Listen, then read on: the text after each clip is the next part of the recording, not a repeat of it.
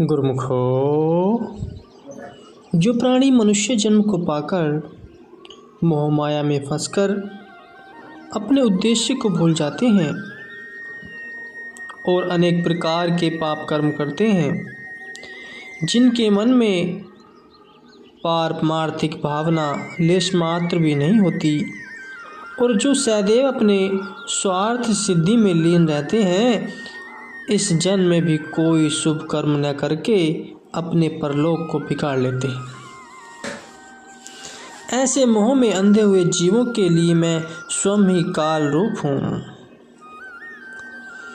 भगवान कहते हैं, और मैं ही अच्छे तथा बुरे कर्मों का फल देने वाला हूँ।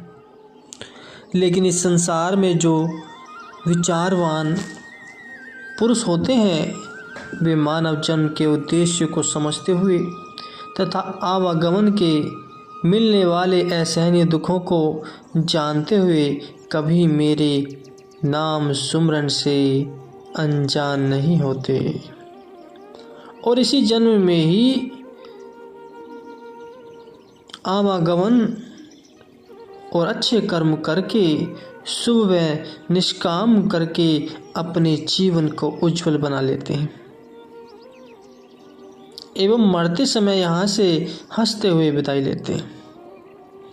ऐसी जगी हुई आत्माएं उसी कराल काल के लिए बिल्ली के मुंह में बच्चों के समान हैं, अर्थात इन शरीर से प्राणों के जाते समय मृत्यु के कष्ट नहीं भासते, बल्कि वे स्वतंत्र रहते हैं, जबकि संसारी व मनमुखों के लिए वही काल दुखदाई बन जाता है।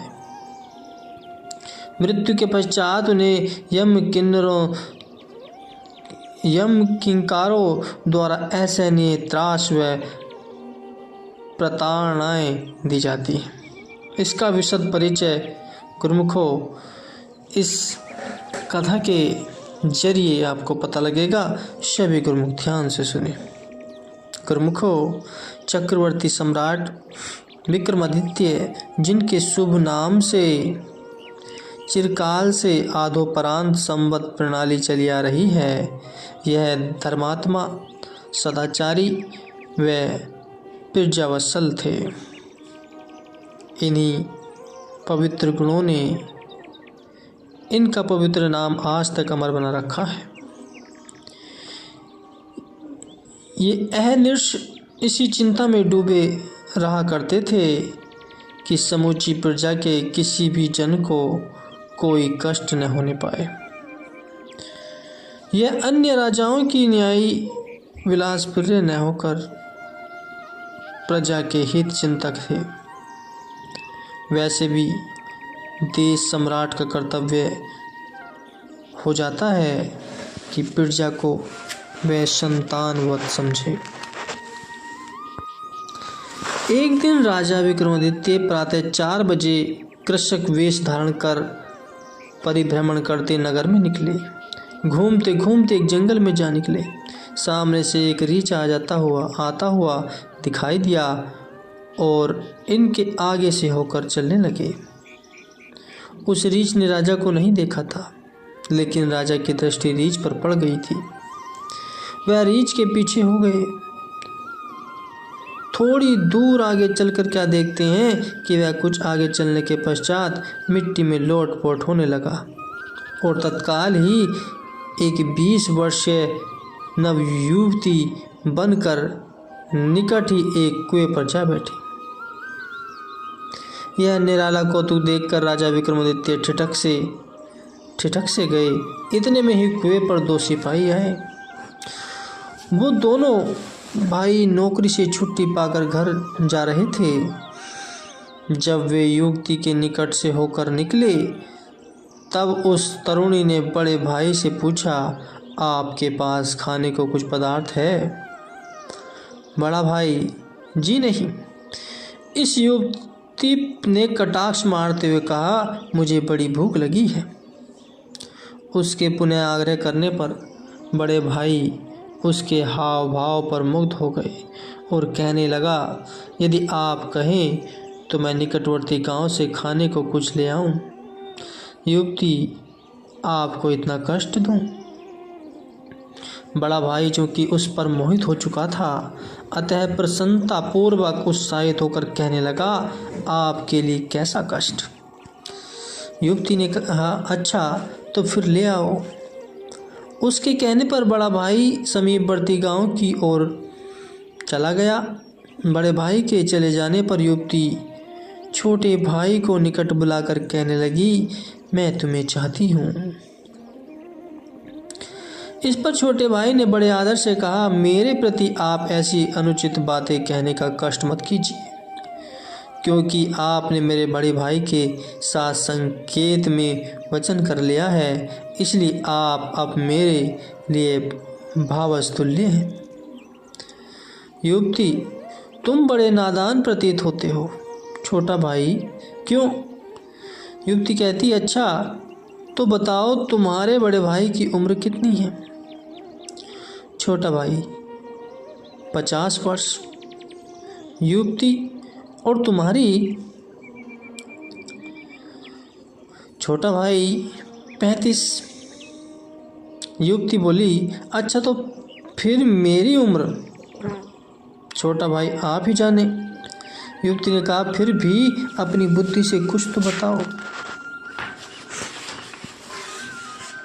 छोटा भाई, होगी कोई 20 साल की। तो युवती बोलती है, अब तुम ही बताओ कि 20 वर्ष से 35 वर्ष के युवक को बरेगी या 50 साल के बूढ़े को? यह सुन छोटा भाई निरुत्तर हो गया। तब युवती ने कहा, मैं जैसे कहूँ वैसा करो, अर्थात शीघ्र ही मेरे साथ यहाँ से भाग चलो। छोटा भाई बोला, नहीं, ऐसा हरगिज नहीं होगा, क्योंकि आप मेरी माता के समान हैं। युवती ने कहा, यदि तुम मेरा कहना नहीं मानोगे तो मारे जाओगे। छोटा भाई बोला, चाहे कुछ भी हो, मुझे इसकी परवाह नहीं है। उसके इनकार करने पर इसने तिर्या चरित्र का जो अभिनय प्रस्तुत किया वह रोमांचित किए बिना नहीं रहेगा। जिस प्रकार पूरन भक्त की सौतेली माँ नोनादे ने कोप भवन में जाकर अपना रुद्र रूप बना लिया था, वही स्थिति इस युवती ने भी इस समय तत्क्षण बना ली, अर्थात अपने बाल खोल लिए, जहाँ तहाँ से कुछ कुछ वस्त्र फाड़ कर लिए और आंचल में मुंह ढक कर लगी जोर जोर से रोने। इतने में बड़ा भाई खाने पीने की सामग्री लेकर वहाँ आ पहुँचा और युवती की ओर बढ़ाते हुए बोला, यह लो, खाओ और अपनी भूख को शांत करो। वह ढाई मारती हुई बोली, भोजन को डाल दो कुएं में और तुम भी पड़ो कुएं में। वह अति विस्मित हो पूछने लगा, ऐसा क्यों, क्या बात है? तब युवती ने छोटे भाई पर लांछन लगाते हुए अनुचित बातें की, जिसे सुन बड़ा भाई आग बबूला हो उठा। क्यों भाई, ऐसी हरकत? छोटा भाई, भाई साहब, यह असत्य बोलती है। बड़ा भाई, तो तू सच्चा है और ये झूठी है। छोटा भाई बोला, भाई साहब, मैंने कुछ भी नहीं किया। बड़ा कहता है, और यह बिना कारण ही रोती है, ऐसा तो मैं कैसे मान लूँ? फिर छोटा कहता है, मैं क्या जानूँ भ्राता जी। इस पर बड़े भाई ने आपे से बाहर होकर छोटे भाई को शब्द कहे। तब छोटे भाई ने नम्रता से कहा, देखो भाई साहब, गाली न दो, गाली में विष बसता है। आवत गारी एक है, उल्टत होए अनेक, कह कबीरा ने उलटिए, तो रहे एक की एक। यह सुन बड़ा भाई रोष से भर गया और उसने म्यान से तलवार निकाल ली। छोटा भाई यद्यपि था सभ्य सुशील, परंतु वह भी बड़े भाई को देखकर क्रोध में लाल पीला हो गया। उसने देखा कि बेकसूर होने पर बड़ा भाई एक बदचल और अजनबी औरत के बहकावे में पड़कर मुझे धर्म भ्रष्ट समझ रहा है। अस्तु उसने भी तलवार संभाली। दोनों ने पैतरे बदले और तलवारें चलने लगी। थोड़ी देर में दोनों धराशायी होकर सदा के लिए सो गए। यह देख युवती हंसी और मिट्टी में लोटपोट होकर तत्क्षण एक बड़े सांप के रूप में परिवर्तित हो गई।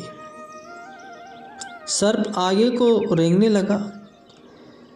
यह अचंबा देखकर राजा विक्रमादित्य ने सोचा कि इसकी पूर्ण कारगुजारी देखनी चाहिए। थोड़ा आगे चलने पर एक नदी आई जिसमें एक बड़ी नाव जो काफ़ी संख्या में आदमियों को लादे हुए जल की तरंगों को चीरती हुई चली आ रही थी। जब वह नाव बीच दरा में पहुंची तो सांप नदी में कूद पड़ा और तैरता हुआ तत्काल ही नाव के पास जा पहुंचा।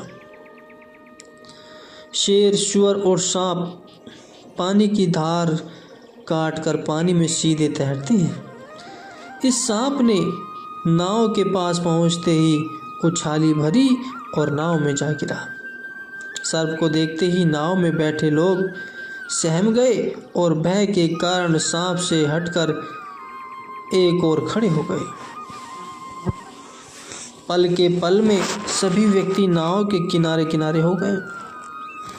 एक और सारा भार होने से नाव पलट गई, जिससे सभी व्यक्ति नदी की भेंट को चढ़ गए।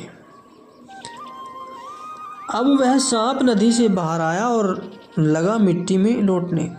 सम्राट ने सोचा, अजीब तरह की लीला है, यह कुछ समझ नहीं आती। अब की बार वह वृद्ध जोशी बन बैठा। सफ़ेद दाढ़ी, ललाट पर लंबा तिलक, हाथ में पत्रा, पैरों में पादुका। सम्राट ने दौड़कर उनके पांव पकड़ लिए।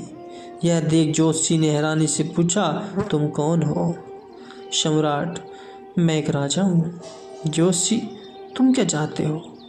सम्राट, मैं आज प्रातः से जबकि आप रीछ के रूप में थे आपके पीछे पीछे चला आ रहा हूँ।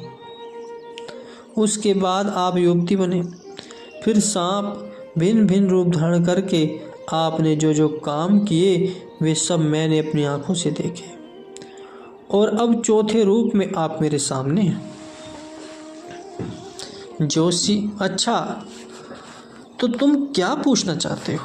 सम्राट, बस यही कि आप कौन हैं। तो जोशी बोला, तुम व्यर्थ इस झंझट में न पड़ो और अपना रास्ता ना पाओ। सम्राट बोले, नहीं महाराज, जब तक आप अपना पूरा परिचय ज्ञात नहीं कर लूँगा तब तक एक टक भी आगे न धरूँगा।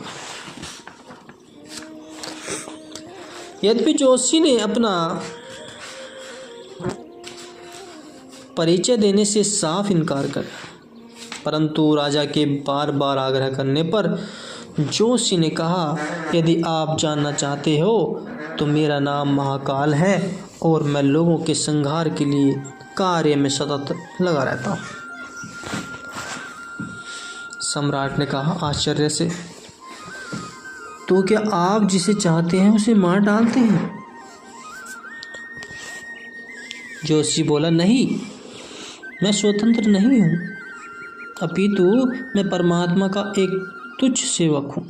परमात्मा सम्राट है, प्रारब्ध प्रधानमंत्री और मैं उनका कर्मचारी हूँ।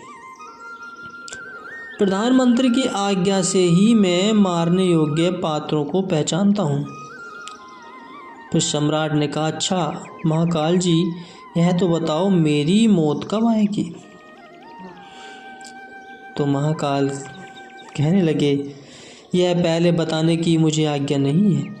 वैसे तुम अभी बहुत समय तक जीवित रहोगे और ईश्वर तुम्हारे द्वारा परोपकार के अनेक काम करवाएंगे, अतएव तुम भी ईश्वराधीन हो और मैं भी।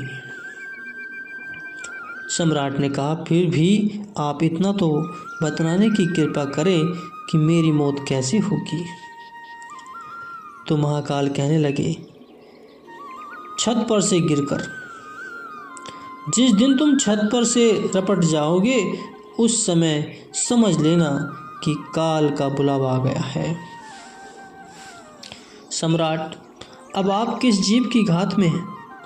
महाकाल, यह तुम्हारे अधिकार से बाहर का प्रश्न है। सम्राट ने कहा, आपने रीछ बनकर क्या किया था? तो महाकाल कहने लगे, एक व्यक्ति की वृक्ष पर से गिरकर मृत्यु होनी थी, तो इसलिए मैं उसे पेड़ पर से गिराने के लिए रीछ बना और उसे वृक्ष से गिराकर चेतना शून्य कर दिया। सम्राट कहने लगे, आप विभिन्न प्रकार के रूप क्यों धारण करते हो?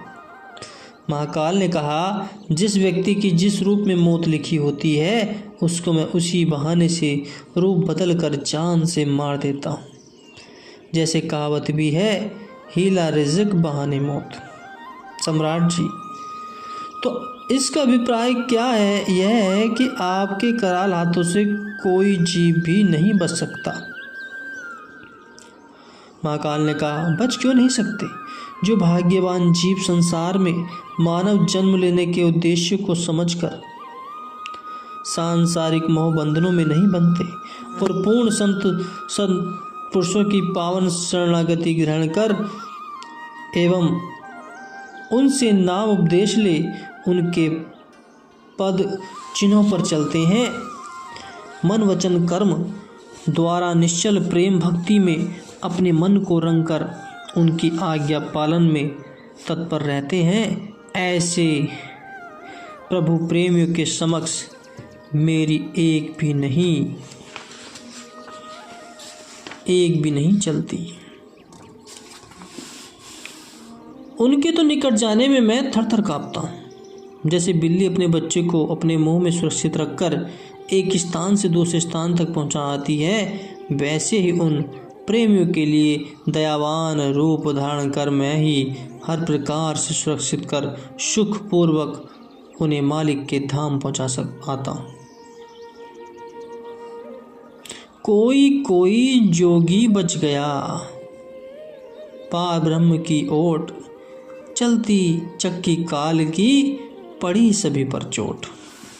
अर्थात जो जीव मालिक के समक्ष किए हुए वादे को भूलकर अहम अस्थायी पदार्थों व संबंधियों के मोह पास में जकड़े रहते हैं, कभी भूल कर भी ईश्वर रूप संत सत्पुरुषों की सेवा व आवभगत नहीं करते और इच्छा के अधीन हो भजनाभ्यास में वृत्ति को नहीं लगाते। जिनके कदम जीवन में कभी सत्संग की ओर नहीं बढ़ते, ऐसे मंदभागी जीवों को अपने मोह का ग्रास बनाते हुए हेतु मैं दिन रात सतर्क रहता हूँ। सम्राट कहने लगे, कृपया आप अब मुझे यह बताने का कष्ट करें कि क्या करने से मौत के समय यम किंकरों द्वारा की गई प्रताड़नाएं सहन नहीं करनी पड़ती। तो महाकाल ने कहा, यह तो मैं पहले ही आपको बता चुका हूँ कि शरीर द्वारा कोई भी मेरे प्रहार से नहीं बच सकता, लेकिन अंतर केवल इतना होता है, जिसके कर्म उत्तम व श्रेष्ठ होते हैं। जिन लोगों ने संत महात्माओं के सत्संग में जाकर ज्ञान की प्राप्ति की होती है, जो अपने मन की चित्तवृत्तियों को स्त्री पुरुष की मोह ममता में नहीं लगाते, जो मन में धन का प्यार न रखकर अपने धन को दान पुण्य उपकार के कार्यों में लगाते हैं, जो मनुष्य अपने इष्ट देव सद्गुरु द्वारा प्रदत्त सच्चे नाम की कमाई करके भक्ति रूपी सच्चे धन को संचित करते हैं और अपने शरीर को नाशवान व क्षणभंगुर समझकर उसमें आसक्ति नहीं रखते, ऐसे ज्ञानी जन मरते समय दुखी नहीं होते। उनको इतना सदुपदेश देने के पश्चात महाकाल ने कहा, अच्छा तो मैं चलता हूँ। सम्राट, मैं आपको प्रणाम करता हूँ तथा आपने अपने विषय में जो मुझे पूर्व परिचय दिया है उसके लिए मैं आपका अतिशय धन्यवाद करता हूँ। आपके सहयोग से मुझे बहुत कुछ ज्ञान प्राप्त हो गया है। उसके बाद महाकाल ने वहाँ से विदाई ली और राजा विक्रमादित्य अपने महल में लौट आए। तात्पर्य, मौत दुखदाई नहीं है। अगर लोग कहते हैं कि मौत हमारे लिए दुखदाई है, बहुत भयानक है, ऐसा समझना उनकी भारी भूल है। विचार करने से ज्ञात होता है कि मौत हमारी जिंदगी का मुकुट है। जैसे बिना मुकुट या ताज के राजा शोभा नहीं पाता, वैसे ही मौत के बगैर हमारी शोभा कहाँ। धार्मिक वृत्ति के पुरुषों के लिए मौत से ज़्यादा मधुर और कौन सा शब्द है। सुकरात, यूनान के प्रसिद्ध विद्वान का कहना है कि मौत आत्मा को शरीर रूपी जेल से छुटकारा दिलाती है। इस जिंदगी में हमारे सब अच्छे व पवित्र विचार चिंता करने और विषय वासनाओं के चिंतन करने में नष्ट हो जाते। वे पुरुष की बुद्धिमानी है जिन्होंने मरते दम तक अपने आप को इन बातों, चिंता और विषय वासनाओं से बचाया है। मौत के बाद हमारी आत्मा एक कोष पोष की बेड़ियों के कष्ट कट जाने से आज़ाद हो जाती है। बड़े बड़े महापुरुषों ने खुले दिल से मौत की प्रशंसा की है। बड़ी मेहनत से उन्होंने यह ज्ञान हासिल किया है, तब हम उनके विचारों से क्यों न लाभ उठाएं। मगर मौत का ख्याल धर्मात्मा पुरुषों के लिए जितना आनंददायक है, एक गुनहगार आदमी के लिए उतना ही दुखदाई है, क्योंकि उनकी जिंदगी भर के पुण्य पाप का फल उन्हें मौत के बाद ही मिलना होता है। एक महात्मा कहते हैं, जब मौत अटल है तब हम खुशी के साथ इसे गले क्यों न लगाएं। क्यों न मौत के स्वागत का राग हम इस तरह गाएं, प्यारी मौत आओ, तुम मुझे हर वक्त चलने को तैयार पाओगे। जिंदगी भर अच्छे अच्छे कर्म करते करते मुझे तू जब चाहे उठा ले जा। प्यारी मौत, तू मेरी सच्ची माता है, तू ही मुझे अपनी गोद में लेकर भगवान के अर्पण करेगी। यह बात सभी जानते हैं कि इंसानी जिंदगी तो कर्तव्य पालन करने के लिए मिलती है। अपना कर्तव्य पालन करने वाले मनुष्य का मन सदैव खुश रहता है और इसलिए वे अपने अंदर से ही आनंद पाता है। बस जिंदगी और मौत दोनों को एक समान समझो और अपने कर्तव्य का पालन करो। अच्छे कर्म करने से ही जीवन में सच्चा सुख मिलता है। घबराने से कभी काम नहीं चलेगा। जिंदगी के अंतिम श्वासों तक काम करो और मन से ईश्वर को सच्चा साथी और रक्षक समझ लो। बस बेड़ा पार है और यही सबसे उत्तम ज्ञान है गुरुमुखो।